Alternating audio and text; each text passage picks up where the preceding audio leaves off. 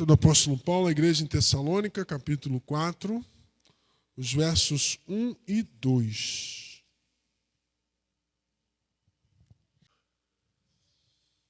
Finalmente, irmãos, pedimos a vocês e os exortamos no Senhor Jesus, que assim como aprenderam de nós a maneira como deve viver e agradar a Deus, e efetivamente o estão fazendo, vocês continuem progredindo cada vez mais, porque vocês sabem quantas instruções demos a vocês da parte do Senhor Jesus.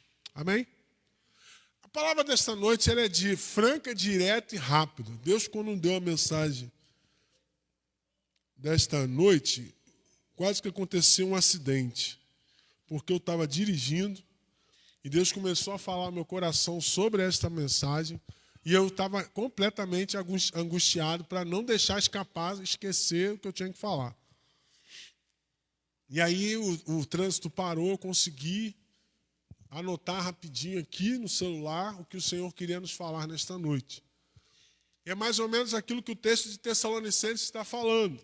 Uma palavra de exortação, uma palavra para que a gente aprenda a viver e agradar a Deus, progredindo cada vez mais, melhorando a cada vez mais. Eu tenho falado isso inúmeras vezes e vou repetir quantas forem necessárias. O reino de Deus é lugar de crescimento. Você pode repetir isso comigo? O reino de Deus é lugar... De novo, o reino de Deus... Eita! As línguas estranhas de novo aí. O pessoal vai achar que a gente é pentecostal. De novo, repete. O reino de Deus é lugar de crescimento. Em todas as áreas. Não precisa repetir, não. Em todas as áreas. Em todas as áreas. Você progride, você prospera, você cresce, você melhora. Não existe alguém estar na casa de Deus. Você, por exemplo, você mexe no computador. Uma hora você não sabe, uma hora você vai se familiarizar com aquilo ali, daqui a pouco você está mexendo melhor no PowerPoint, daqui a pouco você está mexendo no programa que coloca as músicas, daqui a pouco você está colocando vídeo, daqui a pouco você está baixando um vídeo, você está fazendo um vídeo bacana, você está... É assim. Você está mexendo no som, e aí você começa a mexer no som de um jeito, você mexe no som do outro, daqui a pouco você está dominando aquilo ali. Você começa a tocar uma música no violão, toca 3 notinhas, daqui a pouco você está colocando uma nota a mais, daqui a pouco você está colocando mais um arranjo, você está fazendo uma graça num solo, daqui a pouco você está comandando um ministério de louvor. O reino de Deus é lugar de crescimento. E eu quero trazer nesta noite para você 3 orientações da parte de Deus para nós, para que a gente continue progredindo, porque eu quero crer que não só eu, mas vocês, e aqueles que estão nos vendo, estão ouvindo ou vão ver depois dessa mensagem, possam também querer crescer. Porque o objetivo de Deus é que a gente sempre cresça. Paulo vai dizer que o objetivo é chegar na estatura de varão perfeito. Nunca chegaremos lá, mas é todo dia a oportunidade de a gente tentar ser melhor. Como cristãos, como filhos de Deus. E a primeira orientação que o Senhor nos dá nesta noite é: não ande sozinho.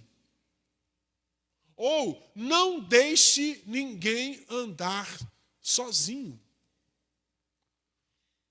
E aí eu quero, como pastor, clamar aos meus irmãos e minhas ovelhas, a minha igreja. Eu quero clamar à minha igreja. Nós temos recebido em nossa igreja, principalmente aos domingos à noite, sistematicamente visitantes. Então, às vezes, o pastor não vai conseguir dar atenção devida aos visitantes. Por exemplo, domingo, aquela loucura que o culto começou quase meia hora de atraso. Estressado, chateado, porque tudo que foi planejado não pode ser colocado. Mas mesmo assim, pela graça de Deus, fizemos uma celebração linda ao Senhor. Mas eu preciso que a igreja me ajude ao ver pessoas, ao chegarem pessoas aqui nesse lugar, não permita que elas fiquem sozinhas. Para que elas se sintam recebidas, para que elas se sintam amadas. Ao mesmo tempo, eu quero dizer para você não andar sozinho.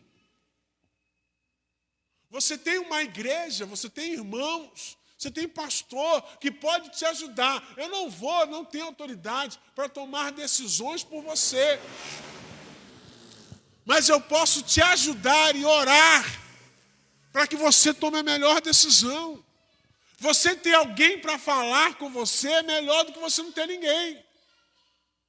O que a gente não pode é achar que somos super crentes, super ungidos, e achar que todo problema que tem, eu vou matar no peito, vou dominar e vou sair jogando, sem a ajuda de ninguém. Sabe o que vai acontecer? Você vai acumular problemas, acumular dificuldades, acumular tristezas, decepções. Daqui a pouco você está um deprimido espiritual, morto espiritualmente. Nós precisamos retornar ao conceito de comunhão, de maturidade cristã, onde eu possa conversar com meu irmão e a conversa não vai sair dali. Onde eu tenho liberdade de chegar para algum irmão e colocar algo da minha vida, e isso não virá assunto pelos corredores e cantos da igreja. Não que isso aconteça aqui de verdade, mas é só uma orientação. Porque muita gente, já falei isso aqui, muita gente diz que é machucada na igreja por pura sem vergonhice. Não estava afim de ficar, alguém falou um ai diferente, ela falou, saiu. Saí por causa do pastor, tá por causa do líder, conversa. Mas há pessoas que de fato saíram do nosso meio, do meio cristão, por falta de habilidade nossa em andar com elas. Nós deixamos para lá. As pessoas saíram e nós não fizemos nenhuma questão de que elas saíssem ou de que elas ficassem. Conta essa história, alguém contou uma vez a história de um irmão que estava em disciplina. Aí no sábado, ele encontrou o irmão. Ele vindo para cá, o irmão vindo para lá. Ô irmão, tudo bem? A paz do Senhor, a paz de Cristo. Amém? Glória a Deus, graças e paz. No domingo, esse irmão foi para a disciplina. Foi excluído da igreja. Na segunda-feira, os dois se reencontraram. O irmão da igreja fingiu que o outro não viu. Só porque tinha sido excluído. Algumas pessoas, ao longo do tempo, disseram que, ou acharam que excluir alguém da igreja significava mandar alguém para o inferno. A igreja não tem esse poder.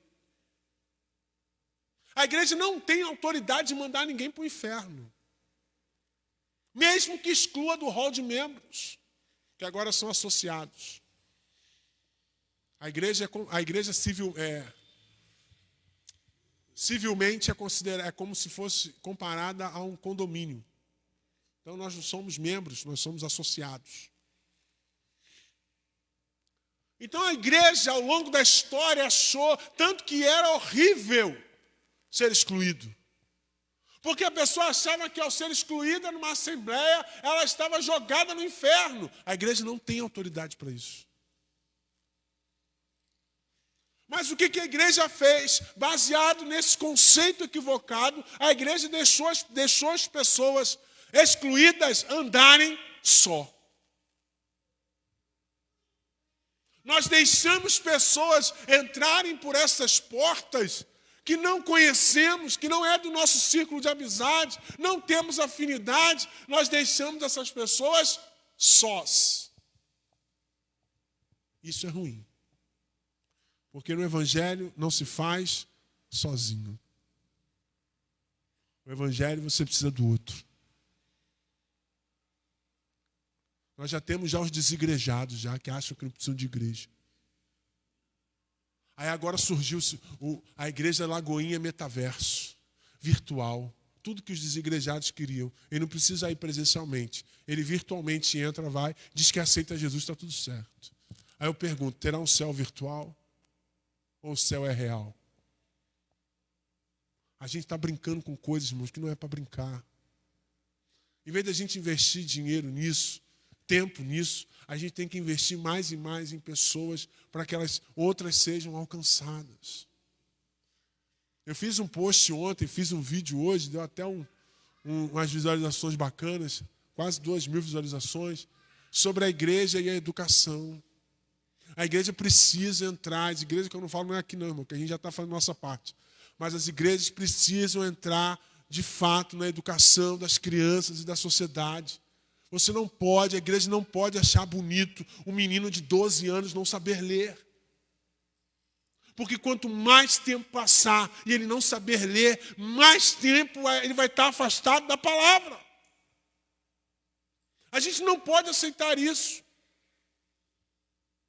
Mas para isso eu preciso entender que não dá para o meu irmão andar sozinho. Eu não posso andar sozinho. Eu não posso deixar os meus irmãos andarem sozinhos. Por isso que o conceito de pequenos grupos está sendo tão forte. Porque o conceito de pequenos grupos é justamente ninguém andando sozinho.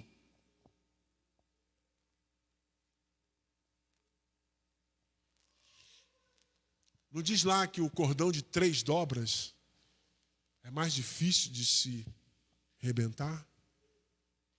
E por que então que você anda sozinho na igreja? Por que você anda sozinho no evangelho? Por que você deixa irmãos que estão chegando agora andar sozinho?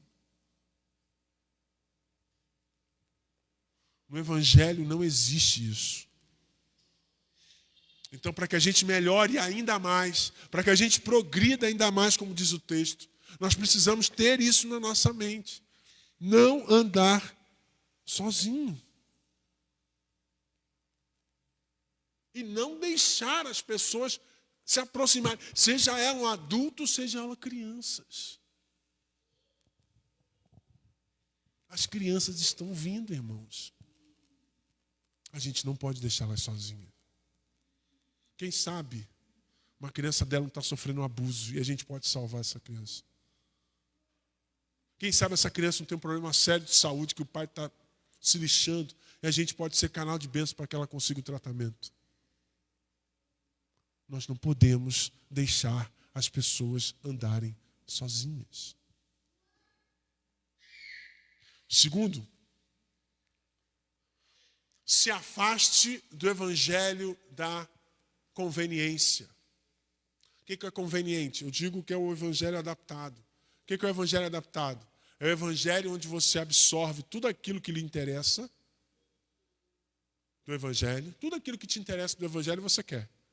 Mas tudo aquilo que ele te exige, você joga fora. Tudo aquilo que ele faz com que você tenha um pouco mais de trabalho. Aquele lance de Lucas 14, a partir do verso 23, 26, quando ele diz assim, quem quiser seguir após mim, negue-se a si mesmo. Isso aí ele apagou. Ele passou o Pepe na Bíblia dele, porque isso aí não tem. Negar a si mesmo, tomar cada dia a sua cruz, isso está fora. Eu ia passar um vídeo aqui que até o pastor Mauro Sanches aqui da Bíblia do Parque Alian compartilhou, e hoje eu vi esse vídeo de novo. Eu até trazer esse vídeo aqui para passar para os irmãos. O quanto que nós estamos normalizando o pecado. Nós estamos normalizando o pecado. Nós estamos normalizando as coisas do mundo. Jesus disse para a gente não amar as coisas do mundo. Mas parece que desde lá da antiguidade, desde lá de Moisés, o povo de Deus gosta de imitar as coisas do mundo. Aliás, antes de Moisés. Porque o conceito, por exemplo, o conceito do homem ter várias mulheres era dos povos pagãos lá no tempo de Abraão. E aí o povo de Deus olhava para os povos vizinhos e falava, pô, o cara tem 4, 5 mulheres, também vou ter. Aí trouxeram isso tudo para a cultura judaica. Fizeram tudo para a cultura do povo de Deus. Deus nunca aprovou isso. Mas a cultura pede. Então, quando a cultura pede, ok. Mas quando a palavra de Deus pede, você não faz. Isso é o evangelho da conveniência. Estamos normalizando palavrão, estamos normalizando música do mundo dentro das nossas casas, estamos normalizando dancinhas de aplicativos de vídeo. Nós estamos normalizando tudo. Estamos normalizando todo tipo de barbaridade. Baile funk gospel, bar gospel, tudo agora é gospel. Estamos normalizando coisas que não acrescentam em absolutamente nada. Aliás, elas vão contra aquilo que Jesus nos ensinou. Quando foi que Jesus fez dancinha para ganhar jovem? Quando foi que Maria se vestiu como prostituta para ganhar as mulheres? E por que nós hoje estamos, nós que eu falo, a igreja de Jesus no geral, por que a igreja hoje está tão inclinada às coisas do mundo? Por quê? Hoje minhas alunas tomaram um susto, querem me perguntar, professor, você é casado? Eu falei, sou casado. Vou fazer 13 anos de tudo e 12 anos de casado. Ela, nossa, casamento de crente? Pode crer. Casamento de crente. Um ano e um mês, depois que a gente começou a namorar, a gente casou. Um ano e um mês depois. Porque eles estão acostumados agora a namorar e aí já vão morar junto. Isso que vão morar junto, ficam lá 5, 6, 7, 8, 10, 15 anos morando junto. E aí não querem mais, separa, acabou. Não tem compromisso nenhum com nada. Os filhos que se danem. Nós precisamos nos afastar, irmãos. A igreja de Jesus precisa se afastar desse evangelho de conveniência. Na Bíblia tem isso, pastor? Claro que tem. Vou te explicar onde. As mulheres de Jacó. Jacó tinha 2 mulheres, Lia e Raquel. Jacó amava Raquel, mas teve que casar com Lia também. Aí o que aconteceu? Raquel não podia ter filho. Lia já tinha esgotado, já tinha dado muito filho, não podia ter mais. O que elas fizeram? Vem cá, minhas concubinas. Se deita lá com meu marido lá. Porque, culturalmente, as filhas das concubinas com os senhores eram filhas do casal, da casa. Então, Jacó teria relações com a concubina de Raquel, o filho dessa relação seria filho dele com Raquel. Raquel ainda não podia ter filhos. Ou seja, pelo evangelho de conveniência, pela cultura, ela cede, inclusive, seu marido. Inclusive, ela financia o adultério para estar à frente da sua rival. É o evangelho de conveniência, onde eu uso a cultura a meu favor. Onde a cultura a meu favor.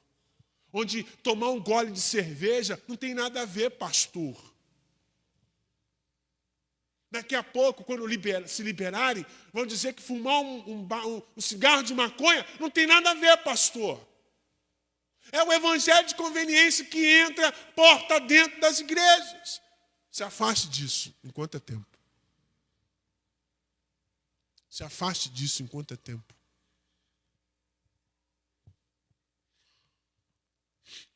Ontem uma menina no Twitter, se não me engano, viralizou um post dela porque ela repreendeu uma irmã da igreja dela. A irmã da igreja dela compartilhou no seu story do Instagram uma foto de 2 homens idosos já, para lá de 80 anos, que tinham se assumido homossexuais. 2 idosos, acima de 80 anos. E essa irmã da igreja tinha colocado que era lindo o amor entre eles. E aí essa irmã repreendeu essa outra irmã em Cristo sobre esta postagem. Obviamente, quem não é do mundo, ou melhor, quem não é da igreja, vai ficar a favor da outra pessoa, porque para eles tudo é amor. Tudo é amor. Mas o fato é que ela repreendeu de forma veemente aquilo que ela tanto acreditava.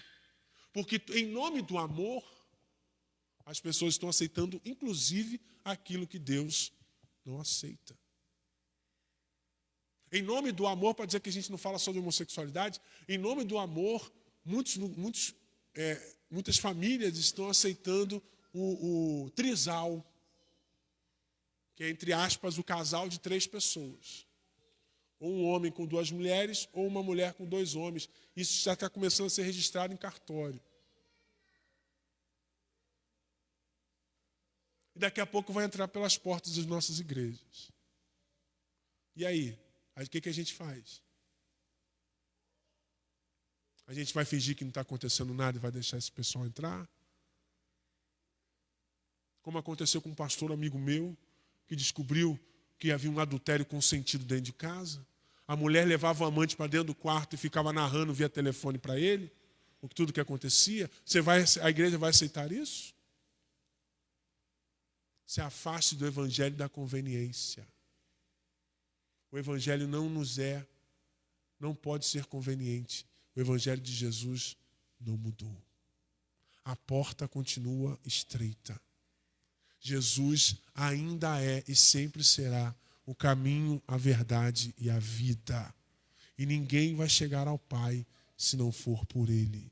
Mas para isso, não é só pela pessoa de Jesus, mas também por tudo que Ele nos ensina.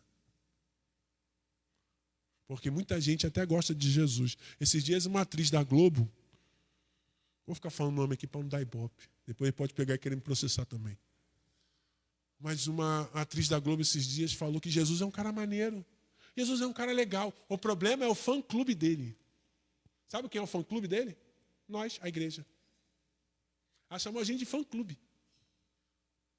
Jesus é um cara legal, um cara massa, bacana demais. Mas o fã-clube não dá. As pessoas querem Jesus, mas não querem participar da igreja. É o evangelho de conveniência. É os desigrejados. São igrejas que aceitam pessoas sem a transformação de vida. Vem cá, pode. Mas eu sou assassino. Eu sou matador. Eu continuo matando, mas vem aqui, eu te batizo. Eu tenho 5 mulheres, vem cá, eu te batizo. Importante você se batizar, meu filho. Importante teu dízimo bater na conta. Esse é o evangelho de conveniência.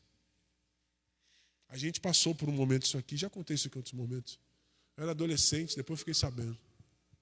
Eu tenho muita alegria de ter aprendido isso com esse pastor. O pastor que estava aqui, há um tempo atrás, ele descobriu que um dízimo de uma irmã bem grande vinha de dinheiro ilícito. Ele falou assim, aqui não. Ele descobriu e falou, não, aqui não. A igreja passava por dificuldades financeiras? Passava. Mas ele não deu brecha. Irmãos, não podemos dar brecha. Não tente adaptar. Tem aquelas massinhas que as crianças brincam, massinha de modelar. Aquilo ali você pode fazer o que você quiser, não é isso? Você pode fazer uma bolinha, você pode fazer um boneco, você pode fazer uma casa. Né? As pessoas estão achando que o evangelho é massa de modelar. Vou fazer do meu jeito. Não é. É do jeito dele. É do jeito de Jesus. Do fundador da igreja. Daquele que é o cabeça dela. Cristo. Não existe evangelho adaptado. Não existe evangelho de conveniência. Em último lugar, para a gente terminar, só recapitulando aqui. Primeiro, não ande sozinho. Não deixe ninguém andar sozinho. Segundo, se afaste do evangelho de conveniência. Só um detalhe antes de passar para o terceiro ponto, que o Espírito Santo me trouxe agora fresquinho. Cuidado com os crentes de redes sociais. Cuidado com os crentes de redes sociais. Curtem tudo, postam tudo, compartilham tudo, mas não frequentam a casa de Deus. Cuidado com os crentes de redes sociais. Terceiro lugar, seja sempre sincero com Deus.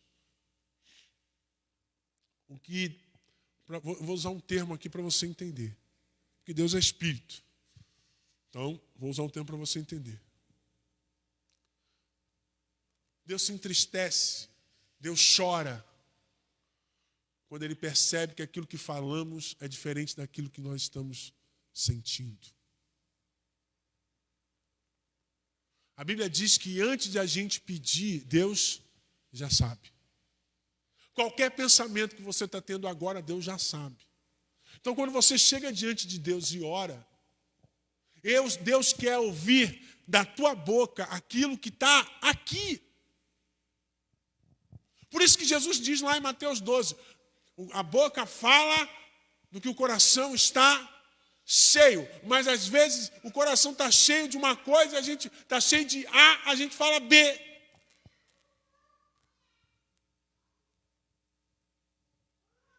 Tem momentos que é hora de rasgar o coração, Senhor, está difícil, não dá. Olha essa situação, Senhor. A gente fica pedindo coisas supérfluas. Deus está vendo a nossa necessidade, Deus está vendo aquilo que a gente precisa, mas a gente quer pedir coisas secundárias, supérfluas, inúteis. A gente pede por pessoa, para que Deus mude pessoas e esquece de a gente pedir para nós mudarmos. Como se nós fôssemos perfeitos e eles fôssemos errados. Senhor, muda o irmão pedestal. Eu não aguento o irmão pedestal. Mas que cara chato. Ele nunca fica na posição que a gente quer. Ele nunca fala, ele é grosso, ele é estúpido. Senhor, seja com o irmão teclado. O irmão teclado é barulhento, é escandaloso. Mas você é perfeito. Senhor, eu não, Senhor, eu sou perfeito. Ah, que perfeição. Deus não está afim de ouvir isso. Deus está afim que você chegue diante dele e fale, Senhor, tem misericórdia de mim porque eu sou pecador. Eu não era nem para chegar ao trono da tua graça, mas o Senhor, pelo sacrifício de Jesus na cruz, o Senhor abriu um acesso a ti. Em nome de Jesus. Ouça o meu clamor, a minha oração. Pela tua graça e pela tua misericórdia. Olha, Pai, eu tenho isso na minha cabeça. Eu tenho isso aqui. A tua vontade é boa, perfeita, agradável, mas eu quero diante de ti declarar o que passa no meu coração.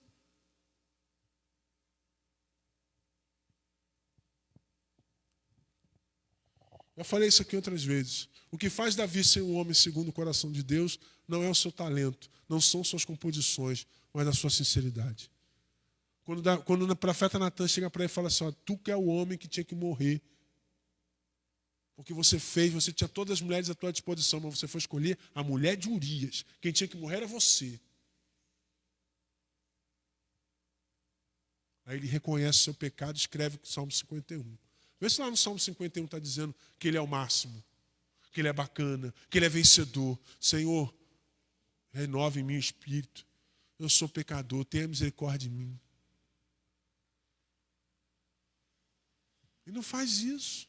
E aí, Betseba engravida, a criança nasce, 7 dias a criança doente. Ele vai, adora, busca, pano de saco, se humilha. E aí que a criança, depois de 7 dias, morre. Os soldados vão avisá-lo, ei, seu filho morreu. O que ele faz? Ele vai lá, tira a roupa e volta. Porque ele agora está com o coração tranquilo, porque Deus fez a sua vontade. Não murmurou, não xingou, não reclamou. Ele conhecia o seu Deus. Se a gente quer crescer, se a gente quer progredir, se a gente quer melhorar, eu tenho que ser sincero com Deus. O que passa no teu coração? O que está passando na tua vida? O que você tem vivido? O que tem escondido dentro desse teu coração aí que você não revela nem para ninguém? E se Deus não conhecesse teu coração, você não revelaria nem para Ele. O que você ainda não chegou diante do Pai e falou? Deus quer ouvir a voz do seu povo. Deus quer que você o trate como Pai. Não como um Deus distante, longínquo. Um Deus que, como a teologia católica diz, um Deus que castiga, que pune aqueles que erram. Não, o nosso Deus é Pai misericordioso.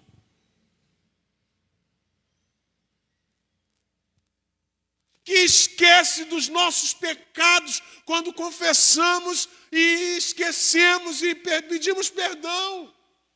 Que faz você acordar todo dia, que te dá um trabalho, que te dá sustento, que te dá uma família. Esse é o nosso Deus. Por que a gente tem tanto afastamento de Deus? Por que a gente está tão afastado do Pai? Por que negligenciamos tanto a sua voz? O Espírito Santo fala conosco a todo tempo. Por que negligenciamos? Por que fingimos que não ouvimos? A gente às vezes reclama das crianças desobedientes. Mas em relação a Deus nós fazemos iguaizinhos. Nós reclamamos que as crianças são teimosas. Mas com Deus nós fazemos da mesma maneira. Nós falamos que as crianças não estão satisfeitas com o que têm. E nós fazemos da mesma forma.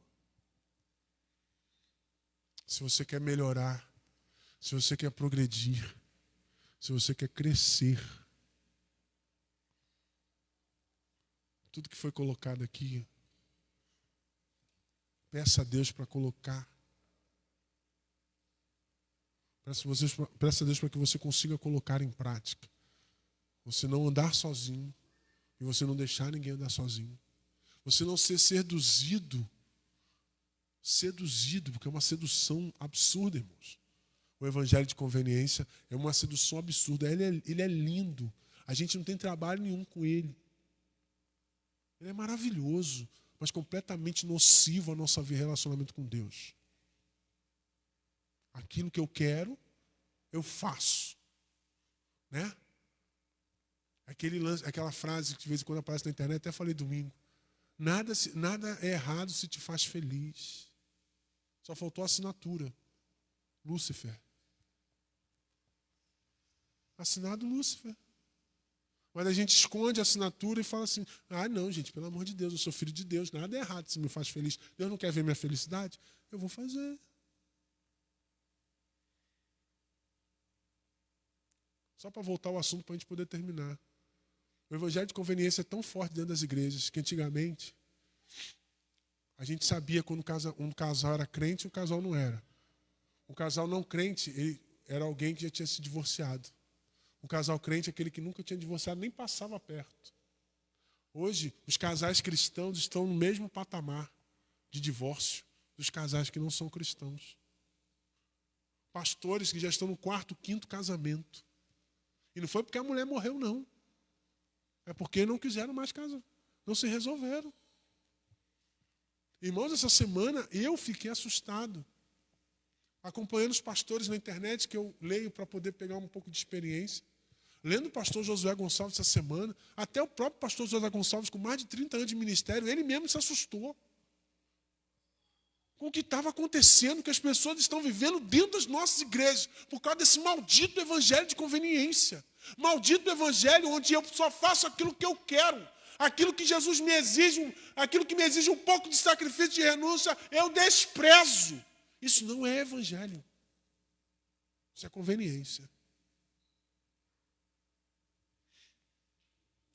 E, em último lugar, sejamos sinceros com Deus. Nas nossas orações, nas nossas ações, no nosso dia a dia, na nossa adoração, no nosso louvor. Sejamos sinceros com o Pai.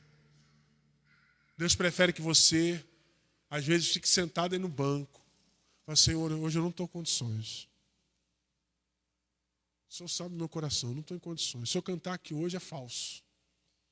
Eu não vou cantar, vou ficar sentado aqui. Deus prefere que aconteça isso do que você cante a vozes audíveis, nas alturas, você com uma vida longe dele.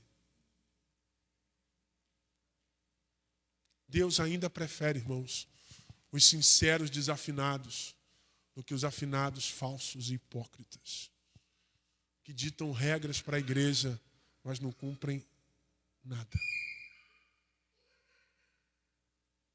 Que tem tempo para tudo na sua vida, menos para Deus. Mas quando lhes convém,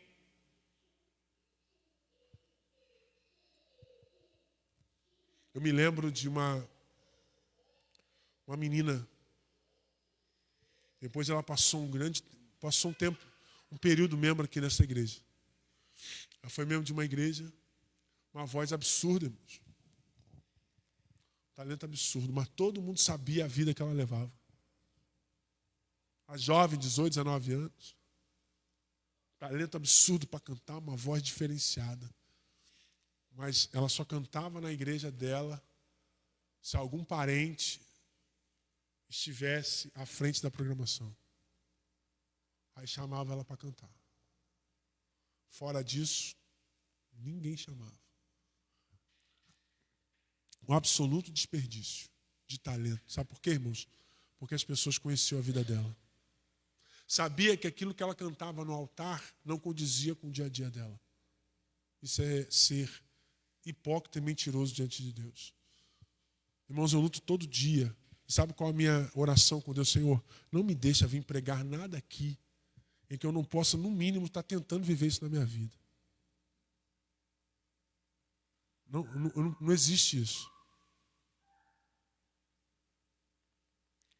Lá em casa, quando o João vai fazer dever, começa o estresse. O João, ele produz muito quando a gente não está presente. Quando a gente está presente, o João não produz nada. O João pode acabar de beber água no banheiro. Se a gente começar, João vai fazer dever. Ele faz 1 minuto de dever. Estou com vontade de ir no banheiro. Aí a mãe já fica estressada. Esses dias eu preguei aqui sobre ser um agente de paz. E de vez em quando lá em casa eu tenho que ser... Calma, gente. Calma. A Natália quase voa em mim porque eu estou pedindo calma. Na verdade, ela queria voar no João. Mas como ela não vai bater no filho, ela vai bater no pai. Mas sabe o que é isso, irmãos? É porque eu preciso. Se eu venho aqui pregar para você que você tem que ser agente de paz, eu tenho que ser o primeiro dentro da minha casa. Se eu tenho que dizer, se eu estou dizendo para você que você tem que tratar bem seu filho, eu tenho que ser o primeiro a tratar. Eu tenho que ser o primeiro a cuidar. Eu tenho que ser o primeiro a trazer para a igreja. Você pode ter certeza, se eu não trouxesse o João para a igreja, eu jamais ia dizer, irmãos, tragam seus filhos para a igreja. Tragam seus filhos para a igreja, se eu não trouxesse. Então, primeiro a gente faz aqui, para depois orientar você a fazer. E está dando certo, irmãos. Hoje ele chegou 5:06, correndo, voado. Saiu correndo da van, estou dentro de casa. O que foi, irmão? Hoje tem embaixador do rei. Hoje tem embaixador do rei. Isso é dele, irmãos. Eu só ensinei para o início e agora é dele. Mas eu só posso pedir para você, orientar como pastor. Irmãos, tragam seus filhos, tragam seus netos, se eu trouxer ele. Se eu não trouxer ele, com qual autoridade vou orientar você? Nenhuma. Se lá em casa, no momento que o João estiver perturbando o juízo da Natália, eu apagar esse fogo com gasolina, sabe o que vai acontecer? Eu não vou ter autoridade para pregar a paz dentro da tua casa. Então, primeiro, irmãos, começa aqui. E tudo que eu falo aqui, irmãos, Deus me prova. Deus me prova. Voltando, falei de testemunho de paz. Falei, irmão, você tem que ser um agente de paz, tem que ser agente de paz, agente de paz. Hoje eu me atrasei para buscar o Daniel porque tinha um bendito de um carro na frente da minha garagem. Eu podia ter dado um bico no carro dele. Falei assim, meu senhor, meu querido, por gentileza. Aí me atrasei. Porque o cara é um deficiente. Então ele até entrar no carro, até ele tirar o carro, eu pedi uns 10 minutos. E meu carro já estava do lado de fora. Estava do lado de dentro, não. Já estava do lado de fora. E o cara na frente da minha garagem. Mas eu estou ensinando para você ser alguém de paz. Como é que eu vou partir para a guerra? Você está entendendo? Isso tudo, irmãos, não é só para que eu possa ter autoridade, mas que eu seja sincero diante de Deus e diante de vocês. Busque isso, irmãos. Faz um bem danado. Você dormir com a cabeça tranquila, sabendo que aquilo que você está pregando é aquilo que você está tentando viver. Que aquilo que você fala do púlpito, você está tentando viver. Dentro das suas limitações, dificuldades, mas você está tentando viver. Isso, irmãos, não tem preço. E Deus começa a honrar a tua vida. Deus começa a honrar você. Depois de muito tempo, nunca recebi tanto convite para pregar. Há muito tempo que eu não recebo tanto convite para pregar.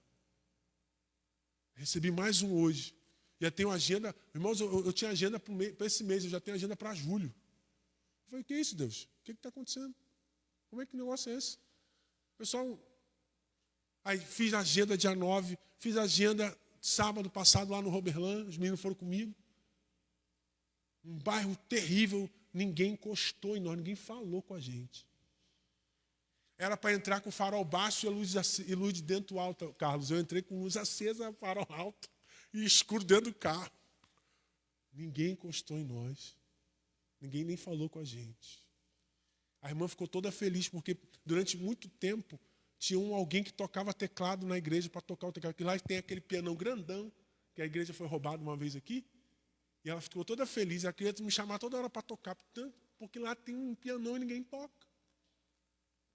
Sabe o que é isso, irmãos? Porque a gente está tentando aqui, lutando, para que aquilo que eu pregue nesse púlpito, neste altar, seja verdade primeiro na minha vida e depois seja verdade na tua vida.